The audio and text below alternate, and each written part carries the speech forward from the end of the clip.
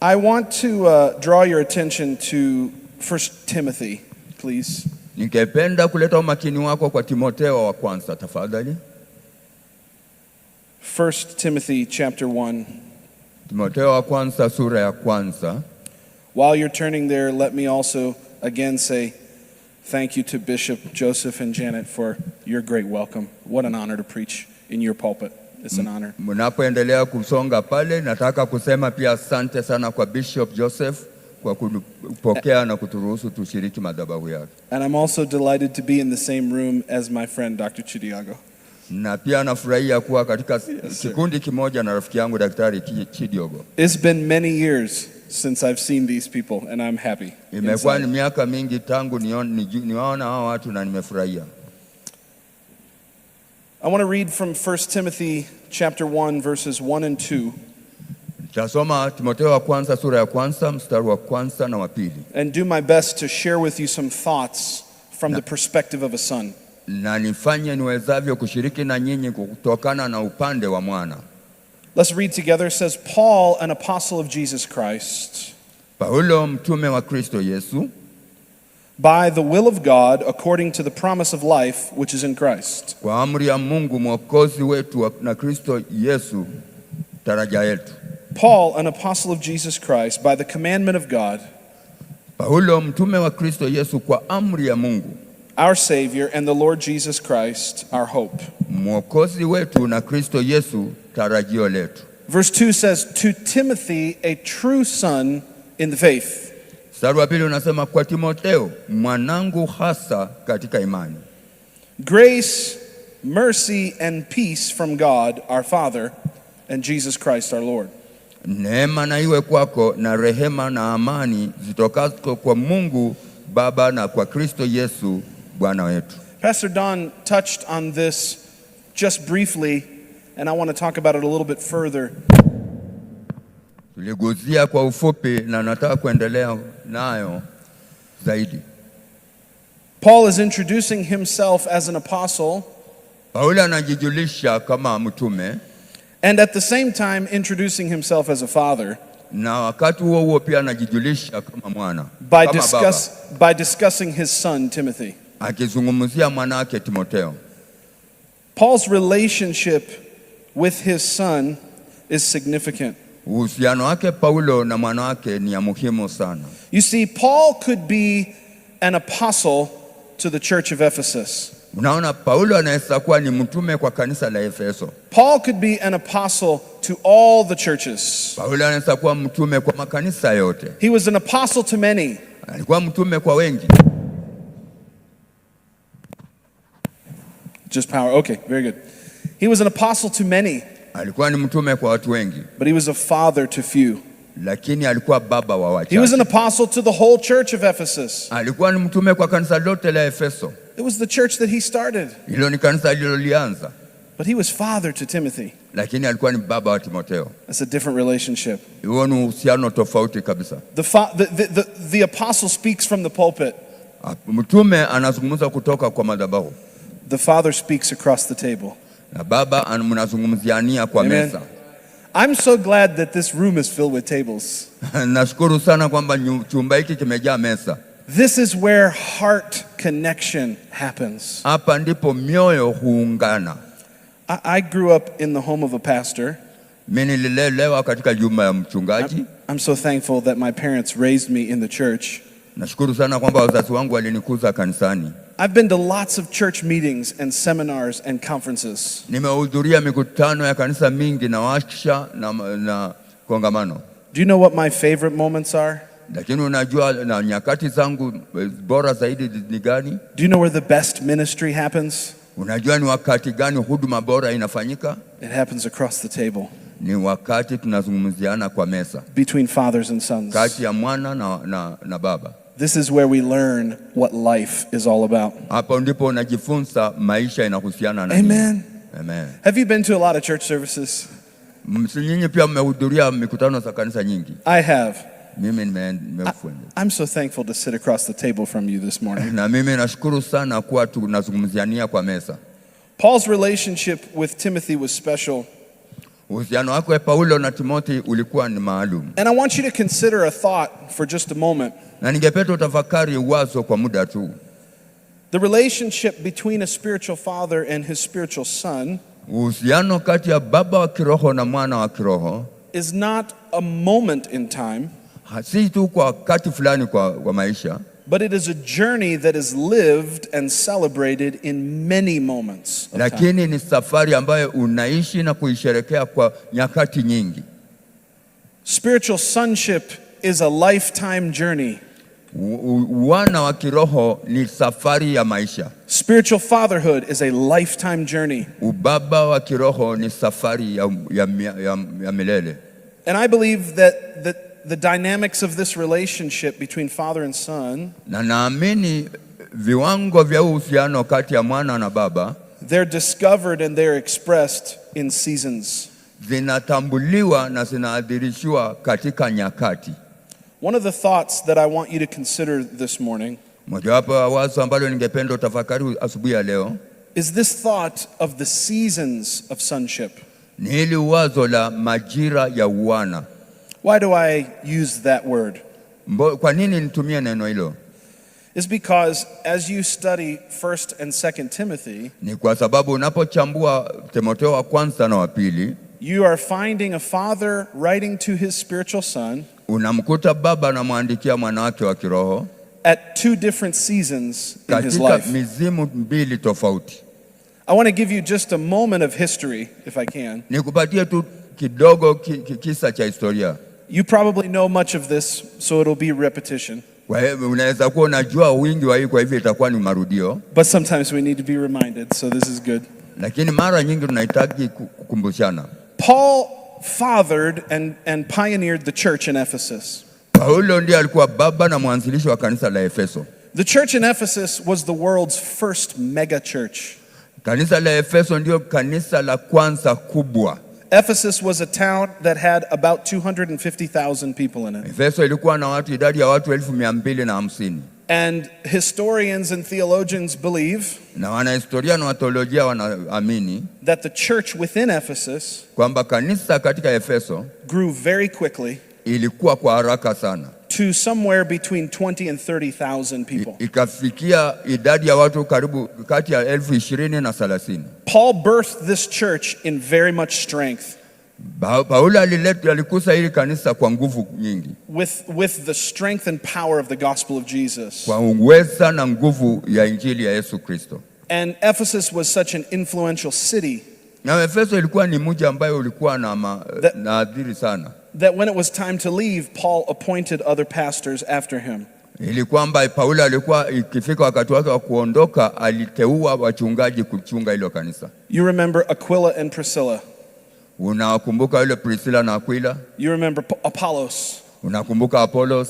These were all pastors Hao wote walikuwa wachungaji that came after Paul. ambao walikuja baada ya Paulo. And as the ministry was on the rise in Ephesus, Na huduma ilipokuwa inaendelea kukua kule Efeso, Paul appointed Timothy Paulo akamteua Timotheo to be the pastor. awe mchungaji. We can actually see that in verse 3. Unaweza kuona hiyo katika mstari wa 3.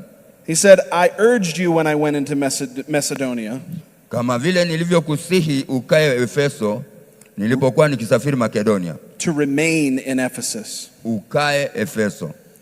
So I want you to see something. Kwa hivyo ningependa uone jambo. Paul establishes Timothy as the pastor. Paulo anamuimarisha Timotheo kama mchungaji, Timothy is a very young man, na Timotheo ni kijana mdogo, very little experience. hana ujuzi mwingi, He's very new. ni mpya. In the United States, we say he's green. Huko Marekani wanasema ni kijani kibichi. Does that make sense?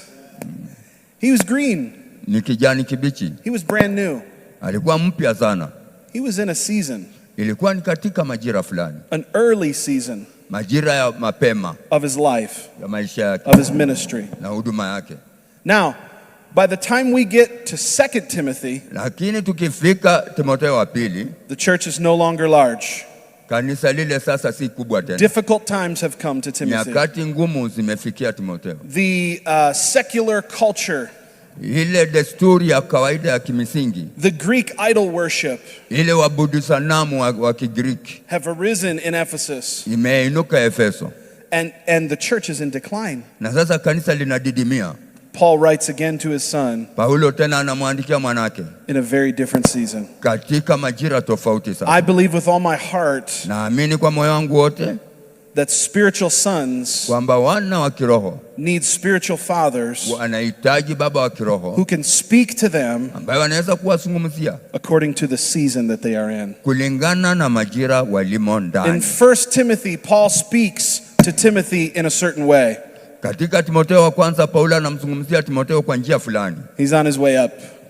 wakati anapanda. In 2 Timothy, he speaks to him a very different way. Timotheo wa pili anamzungumzia kwa njia tofauti kabisa, He's on his way down. ako katika kuteremka. What happens when you do everything that your father tells you to do and it still is difficult? Ni nini inafanyika kama unafanya kila kitu babako anakuambia ufanye, lakini bado unapata ugumu? Paul encourages Timothy to persevere. Paulo anamtia moyo Timotheo avumilie. Fight the good fight of faith. Pigana mapigano mema ya imani. Be steadfast. Kuwa imara. Always immovable. Kila wakati usitikisike. Amen. Amen. Now, I want to just break some of these thoughts down for you and look at a handful of scriptures, if that's okay. Basi ningependa kuvunja ili somo kidogo, tuangalie maandiko fulani alafu tutaendelea.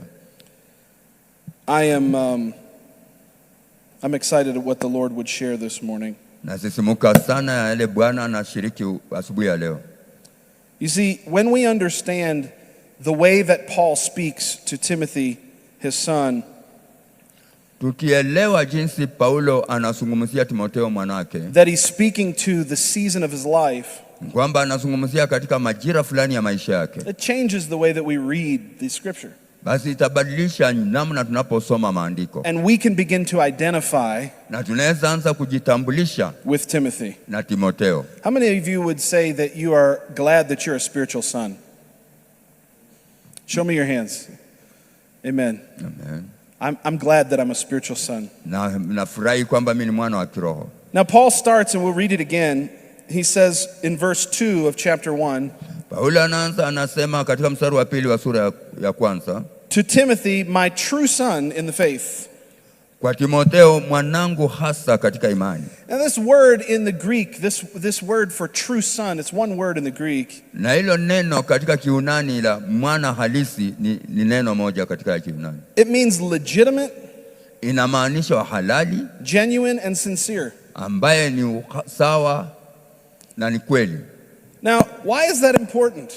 Je, hiyo ni muhimu kwa nini? Why is it important for him to identify Timothy as a true son? Ni kwa nini inakuwa muhimu amtambue Timotheo kama mwana halisi? It's because it's possible Ni kwa sababu yawezekana that if there are true sons, kwamba ukiwa wana halisi, it's possible for there to be false sons. kwamba kama kuna wana halisi inawezekana kuwe na wana gushi. Amen.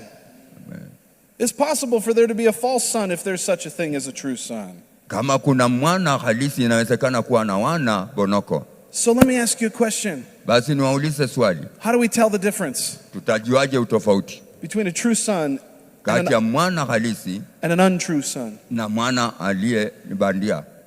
Papa Don already began to speak on this. Papa Don alianza kuzungumzia hii. The secret is relationship. Siri ni ule uhusiano. You see, the son looks forward to being around the table. Unajua mwana hutafuta nafasi kukaa kwa meza. The false son wants the lights and the stage and the speakers. Mwana bandia anataka jukwaa, maspika, microphone, na hizo rangi zote. The true son wants the table. Lakini mwana halisi anataka hapa kwa meza. Amen. Amen. You see, the key is relationship. Siri ni uhusiano. Have you ever known a person who wanted something from you but they didn't want you? Je, umeikutana na mtu anataka kitu kutoka kwako lakini hakutaki wewe? That's not relationship. Hiyo sio uhusiano. See, this is a trap that we can fall into in ministry very easily if we're not Na huu ni careful. mtego tunaweza angukia katika huduma mara nyingi sana. I know that there have been times in my church back in the United States Najua kumekuwa na nyakati katika kanisa langu kule Marekani where I see someone come through the doors ambapo naona mtu akiingia milangoni and they bring with them something that our church needs. na wanaleta kitu ambayo kanisa letu linahitaji. Maybe it's finances. Pengine ni pesa, Maybe it's skill or talent. pengine ni talanta, And the temptation is na unajaribiwa to make my relationship with them kufanya uhusiano wako na yeye about what they bring. kuhusiana na chenye wameleta. But the reality is Lakini uhalisi ni kwamba God is looking for a deeper relationship. Mungu anatafuta uhusiano wa kindani zaidi. We need to resist the temptation. Tunahitaji kupinga hiyo mtego. We need to resist the temptation Tunahitaji kupinga, kuzuia hiyo majaribu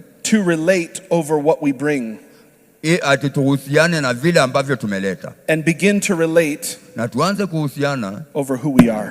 kuhusu sisi ni nani. Amen. Amen. I've got to want you more than I want just the things that you can give to me. Inabidi nikutake wewe kuliko vile nataka vitu zenye unani. And I'm here to tell you, Na niko hapa kukuambia because I'm like a Timothy, kwa sababu mimi ni kama Timotheo and this is my Paul. na huyu ni Paulo wangu. I'm here to tell you Niko hapa kukuambia that when the relationship is true, kwamba uhusiano ukiwa halisi, God can do mighty things. Mungu anaweza fanya vitu vikuu.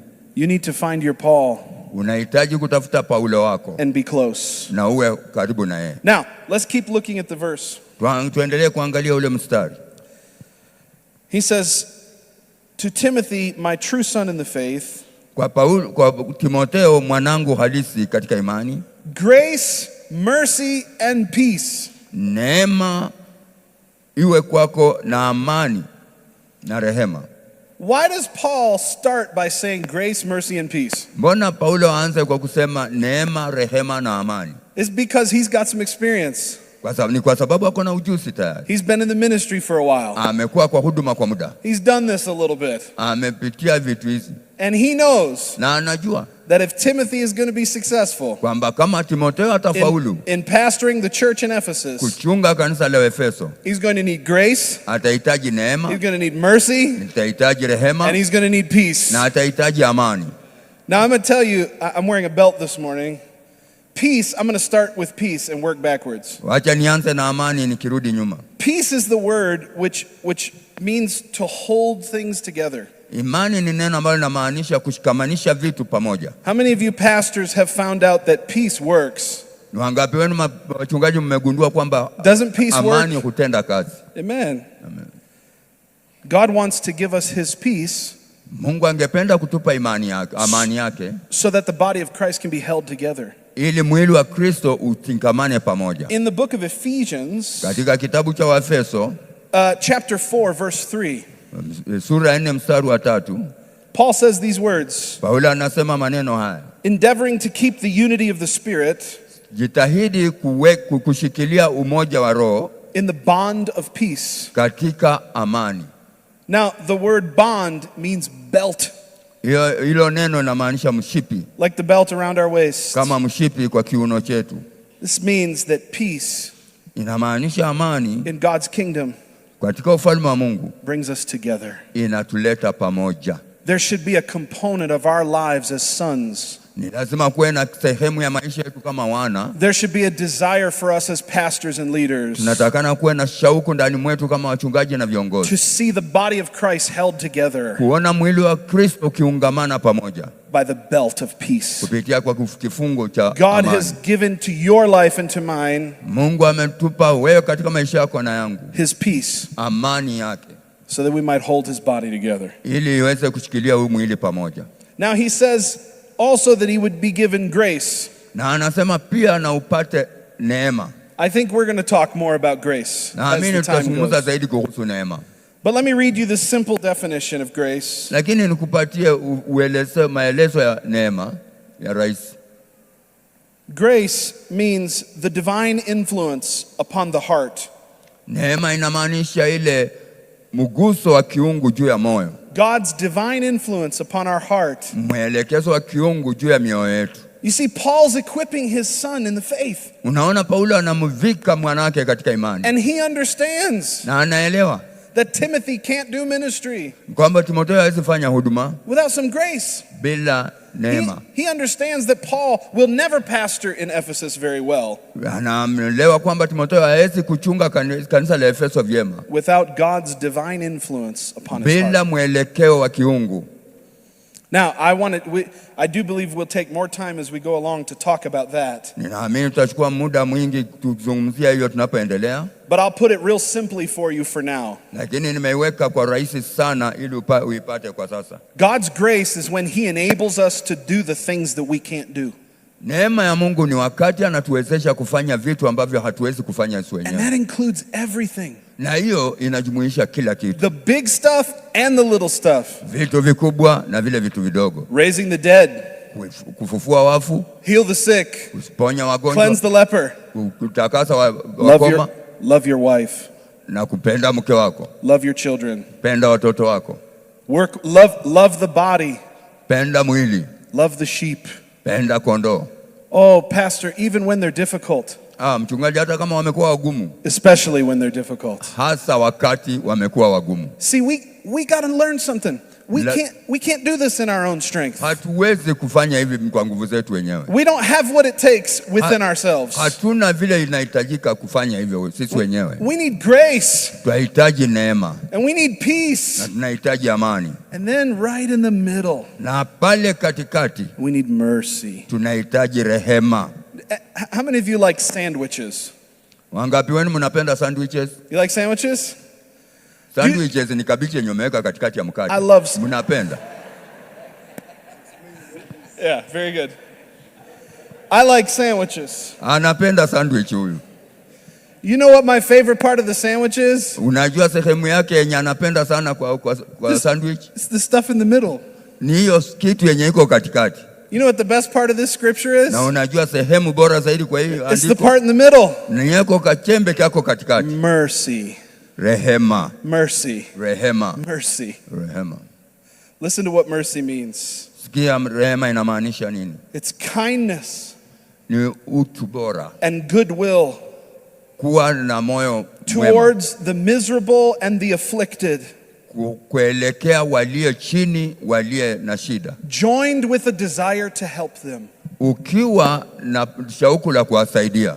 When Bishop preached so masterfully this morning, wakati Bishop alipohubiri kwa rehema sana asubuhi ya leo, about opening our hearts to the poor, kuhusu kufungua mioyo yetu, the afflicted, kwa wale walio maskini, walio walio chini, it touched my heart. Iligusa moyo wangu. That's mercy in action. Hiyo ni rehema ikitenda kazi. We have to remember lazima tukumbuke that those that we lead, kwamba hao wale tunaowaongoza, they don't come to us all fixed up. Wanakuja kwetu tuwasaidie. They don't come to us in perfect shape. Hawakuji wakiwa wamekamilika. They come with problems and challenges. Wanakuja na shida zao na changamoto zao. They come with issues. Wanakuja na maswala.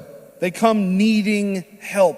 Wanakuja wakihitaji msaada. And we are equipped by God. Na sisi tumevikwa naye Mungu as spiritual sons. Kama wana wa kiroho. To minister. Kuwahudumia. To their needs. Kuwahudumia kwa mahitaji yao. We need some mercy. Tunahitaji rehema. In the middle. Hapo katikati. Now, I want to move into a thought here from 2 Timothy, if I may. Ngependa kuingia kwa wazo lingine kwa Timotheo wa pili, mkiniruhusu. If you'll go over with me to 2 Timothy. Wende pamoja kwa Timotheo wa pili. Chapter 3, please. Sura ya 3 tafadhali. Again, we want to keep talking about this relationship between fathers and sons. Na tutaendelea kuzungumzia uhusiano wa baba na wana. And I'm going to use Papa Don here in just a moment for an illustration of this, okay? Na nitamtumia Papa Don hapa kwa muda mfupi kwa. But let's read from 2 Timothy 3. Lakini tusome Timotheo wa 3:1, sura ya Timotheo wa pili sura ya 3. In verse 10, this is what it says. Mstari wa 10 yasema hivi. It says, "But you have carefully followed my doctrine, bali wewe umeyafuata mafundisho yangu, manner of life, purpose and faith, na mwenendo wangu na makusudi yangu na imani, long suffering, love and perseverance, na uvumilivu na upendo na saburi, persecutions and afflictions, tena na adha zangu na mateso, which happened to me at Antioch. mambo yaliyonipata katika Antiokia.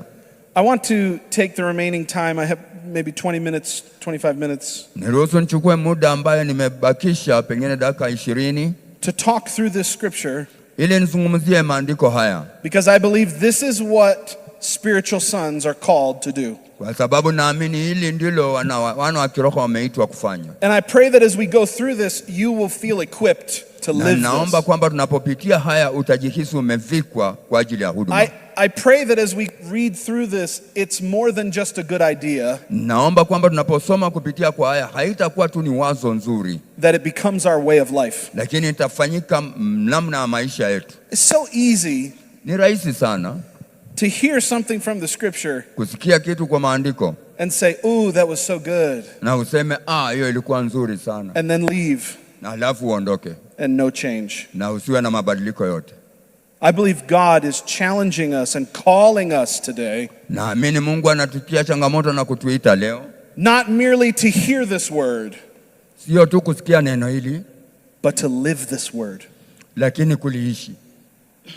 He says, "You've carefully followed my manner of doctrine." Anasema umewafuata kwa makini mafundisho yangu. Now let me explain what this means. This is a Greek word. Nielezee hiyo inamaanisha nini? Ni neno la Kiyunani. Parakolotheo. Mumesikia hiyo? Parakolotheo. I promise you there won't be an examination on that word. Naahidi hakutakuwa na mtihani. But let me explain this. Lakini nielezee hii. Paul says you have closely followed, you have parakaletheo. Paulo anasema umenifuata kwa umakini, umeniparakeleteo. That word kaletheo means to follow. Neno hilo kaleteo inamaanisha kufuata. But the word para changes its meaning. Lakini neno para inabadilisha maana yake. It means to follow alongside. Inamaanisha kufuata bega kwa bega. Pastor Don, can we show them what this looks like? Papa Don, kuja tuelezewe hii maneno. You trust me, right? Mnaaminiana. This is the moment when fathers and sons express their trust for one another. Hii ni wakati baba na mwana wanaelezea tumaini lao. I want to show you the difference between following and following alongside. Would you lead me? Tofauti kati ya kufuata na kufuata bega kwa bega. I'm following. Hivyo sasa nafuata. Let's do it again. Do it again. Watch me follow. I'm following. Tazama vile Pastor Joshua anafuata baba. Watch as I follow. Mtazame vile anafuata. Okay? Now, watch as I follow alongside. Sasa tazama anavyofuata bega kwa bega. This is the position of the son. Hii ndio sehemu ya mwana. This is the position of the son. Hii ndio sehemu ya mwana. Amen. Thank you. You see, when I'm following closely, when I'm following alongside, ninapofuata bega kwa bega, I can hear the voice of my spiritual father. Naweza sikia sauti ya baba yangu wa kiroho. Anybody can follow. Mtu yeyote anaweza fuata. Not everybody follows alongside. Lakini sio kila mtu anafuata bega kwa bega. Not everybody lives that word. Sio kila mtu anaishi lilo neno. I want to live that word. Ninataka niishi lile neno. I want to follow alongside. Ninataka nifuate bega kwa bega. Close to the heart. Karibu na moyo. See, when I'm close, unaona nikiwa karibu, I can hear the whisper. Naweza sikia akinong'ona. Do you know what else? Unajua nini ingine? When I'm close, ninapokuwa karibu, and God speaks to my father, na baba Mungu anenee baba yangu, it's very likely that I will hear it as well. Ni yawezekana sana mimi pia nisikie. I don't have that benefit when I follow from afar. Na sina hiyo faida nikifuata kwa umbali. Amen. Amen. Now, let's look at the things that Paul has expressed to Timothy. Tuangalie mambo fulani ambayo Paulo amemwelezea Timotheo. In this verse, he said, "You have closely followed umenifuata kwa karibu my doctrine." Mafundisho yangu. Stop right there. Simamia pale tu. What is doctrine? Mafundisho ni nini? Teaching. Ni mafundisho. Very simple. Yes, rahisi. It's important to us as spiritual sons Ni muhimu kwetu kama wana wa kiroho that we receive our doctrine from our fathers kwamba tupate mafundisho yetu kutoka kwa baba zetu instead of trying to invent our own. badala ya kujaribu kuunda zetu wenyewe. Can you say amen? Amen. Paul says to the Ephesians, there are many voices. Paulo anaambia Waefeso kuna sauti nyingi. There are a lot of new ideas. Kuna mawazo mengi mpya. I don't care for new ideas. Mimi sijali mawazo hiyo mpya mingi. There was a book that was written in the United States. Kuna kitabu kiliandikwa kule Marekani. And the title of the book had to do with the secret message of Jesus. Na ilikuwa inazungumzia ujumbe wa siri wa Yesu Kristo. 2,000 years ago Jesus died. Miaka 2000 Yesu alikufa. We're just now finding the secret? Na sasa ndio tunagundua tu hilo siri. Come on. I don't need new stuff. Mimi sihitaji vitu vipya. I have the Ancient of Days. Mimi nina mzee wa miaka. I have the Word of the living God. Na hili neno la Bwana I have the foundation upon which the church is built. Nina msingi wa neno la Mungu. And I get to learn this. Na nahitaji kujifunza kwa hii na kulijua through my father. Kupitia kwa baba yangu. Paul says, Timothy, you followed my doctrine. Paulo anasema Timotheo, umefuata mafundisho yangu. You followed my teaching. Umefuata mafundisho yangu. Then he says a very important thing. Kisha anasema kitu muhimu sana. He says, you followed my manner of life. Anasema umefuata na mwenendo wa maisha yangu. Do you know what that says to me? Je, unajua hiyo inanizungumzia nini? That says to me this. Hiyo inanizungumzia hivi. If I follow my father, kama ninafuata babangu, he will show me what to value. Atanionyesha ni nini nitadhamini. He will teach me what to value. Atanifunza nini ya kudhamini. Show me what is important in life. Anionyeshe kilicho muhimu maishani. The world will try to sell me all kinds of things that I don't need. Ulimwengu utajaribu kuniuzia vitu vingi ambavyo sihitaji. Show me where the treasure of life really is. Nionyeshe hazina ya maisha iko wapi. Teach me what to value. Nifundishe ni nini nitadhamani. Teach me what is sacred. Nifundishe ni nini kilichokiteua. Show me what I need. Nionyeshe ninachokihitaji. How many of you have children in this room? Ni wangapi tuko na watoto katika chumba hiki? When your children are young, watoto wenu wakiwa wadogo, they need you. Wanakuhitaji. But they don't know that they need you. Lakini hawajui kama wanakuhitaji. They don't realize what they need. Hawaitambui ni nini wanahitaji. Right? Ra? The father knows what the son needs. Baba anajua mwana anahitaji nini. And if I'm a good son, na kama mimi ni mwana bora, I'm going to follow after my father. Nitafuata baba yangu. And he's going to teach me what to value. Na atanifundisha ni nini cha kudhamani. As I observe his manner of living. Ninapochunguza mwenendo wake wa maisha. The way that he lives jinsi anavyoishi ought to show me what is true. Itanionyesha kilicho kweli. Now he continues to go on. Anaendelea. He says, my purpose. Na makusudi yangu. You follow me in my doctrine, my manner of life, and purpose. Unanifuata kwa mafundisho yangu, mwenendo wa maisha yangu na kusudi. What does purpose mean? Je, kusudi linamaanisha nini? Purpose is the why behind life. Kusudi ni kwa nini upo. In other words, don't just teach me what to do. Kwa maneno mengine usinifundishe tu cha kufanya. Don't just teach me how to do it. Usinifundishe tu jinsi ya kuifanya. Show me why. Nifundishe pia ni kwa nini nifanye. You see, this is one of the biggest keys to effective leadership. Unajua hii ni mojawapo ya siri kuu kwa uongozi ulio sawa. Is to begin with why. Ni kuanza na ni kwa nini. If you can help the people you lead, kama unaweza saidia watu ambao unaongoza, to understand why you want them to follow you, kuelewa ni kwa nini unataka wakufuate, they'll follow you. Watakufuata. We have to connect people to the purpose within God's kingdom. Ni lazima tuunganishe watu na makusudi katika ufalme wa Mungu. Not just the mechanics of God's kingdom. Sio tu ile utendaji. The principle without the purpose is of less value. Makusudi principle nini? Kanuni bila makusudi ni bure. Amen. Show me why. Nionyeshe ni kwa nini. That's what Timothy learned from Paul.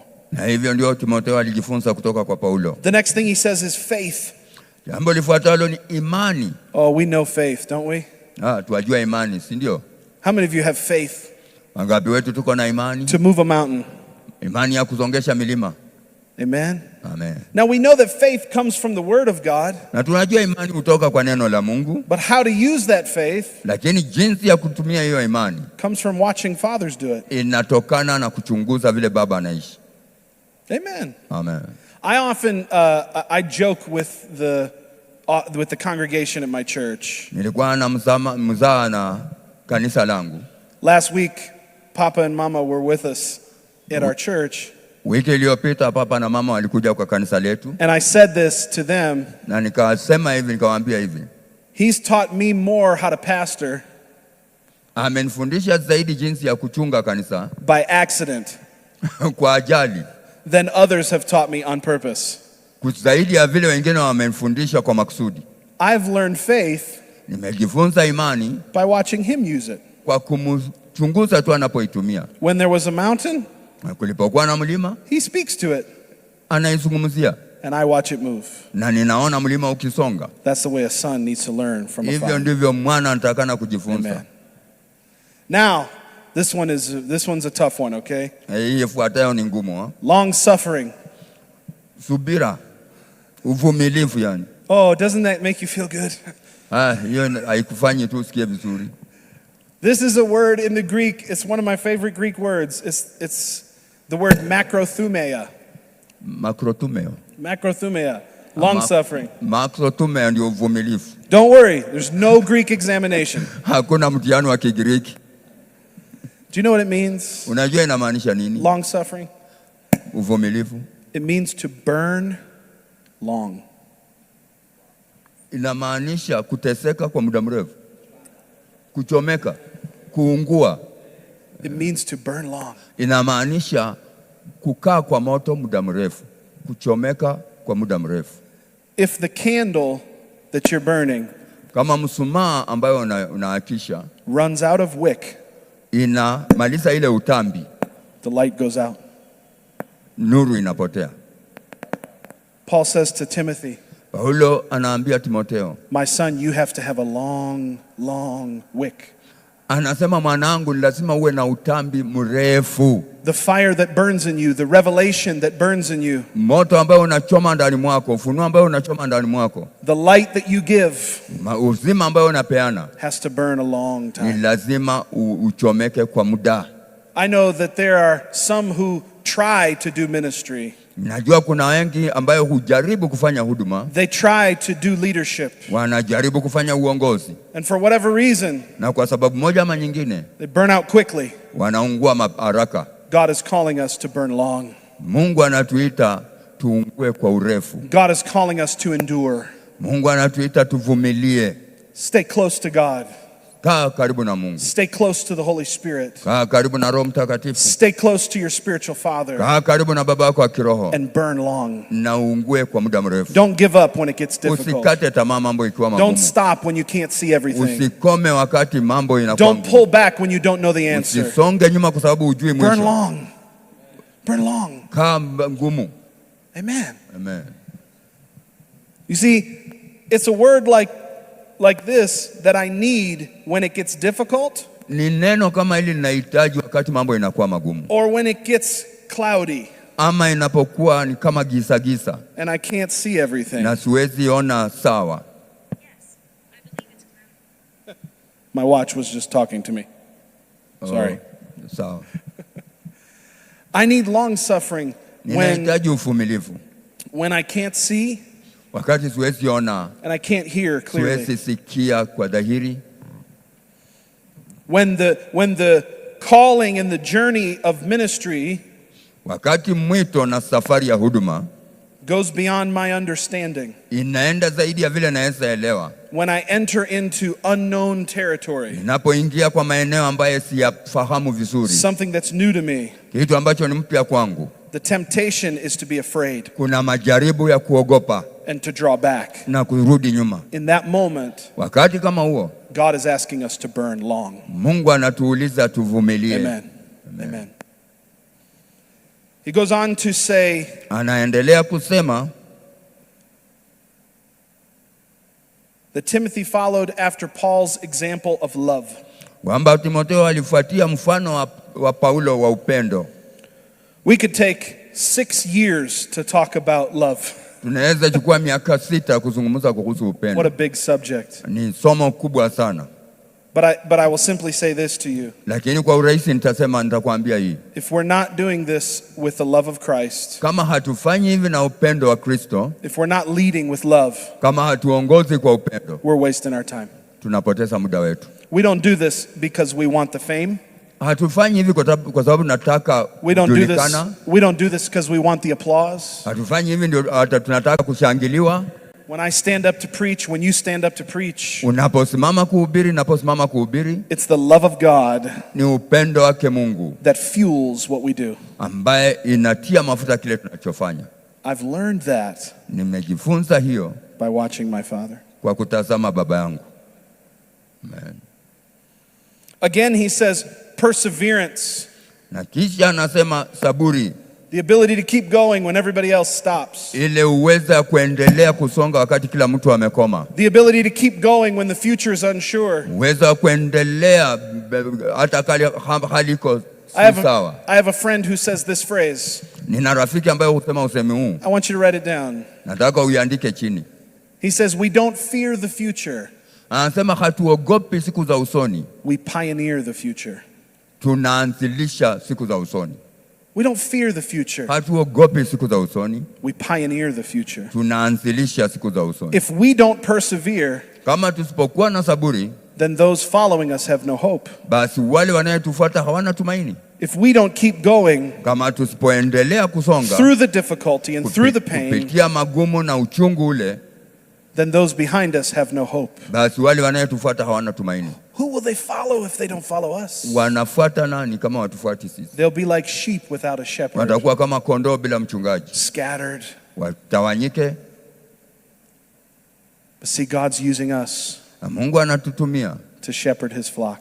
Kuchunga watu hao. With perseverance. Ukiwa na saburi. We don't fear the future. Hatuogopi siku za usoni. We pioneer the future. Tunaianzilisha.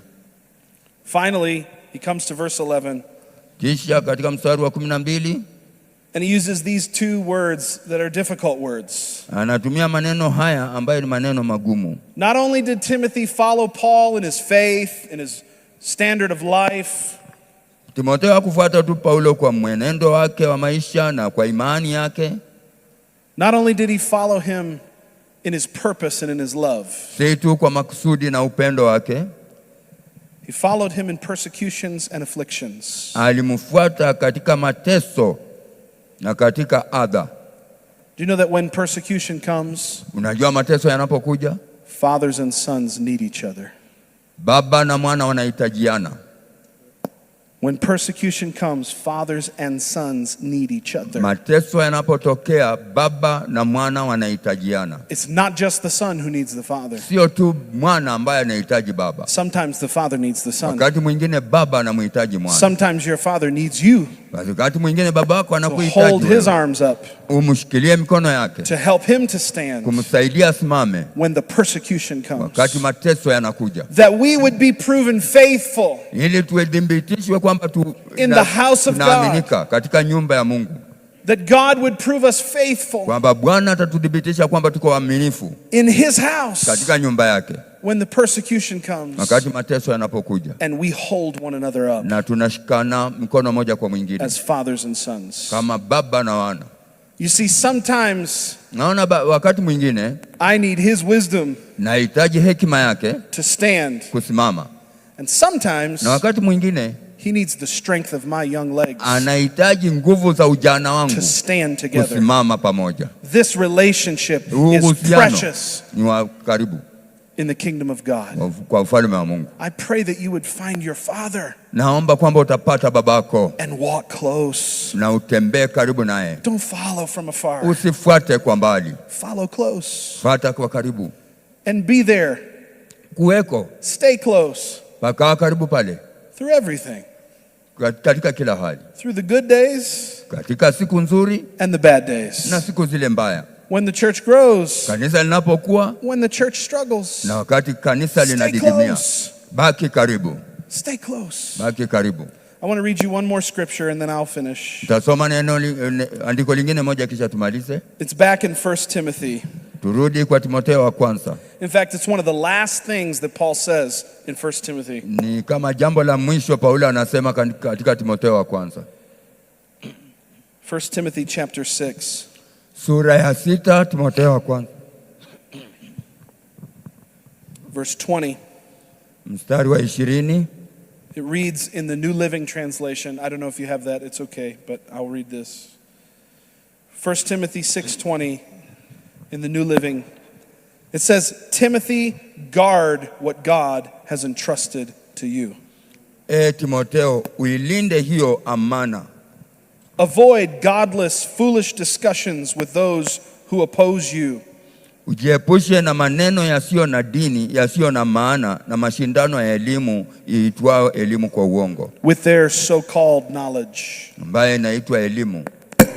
Guard what God has entrusted to you. Ilinde hiyo amana.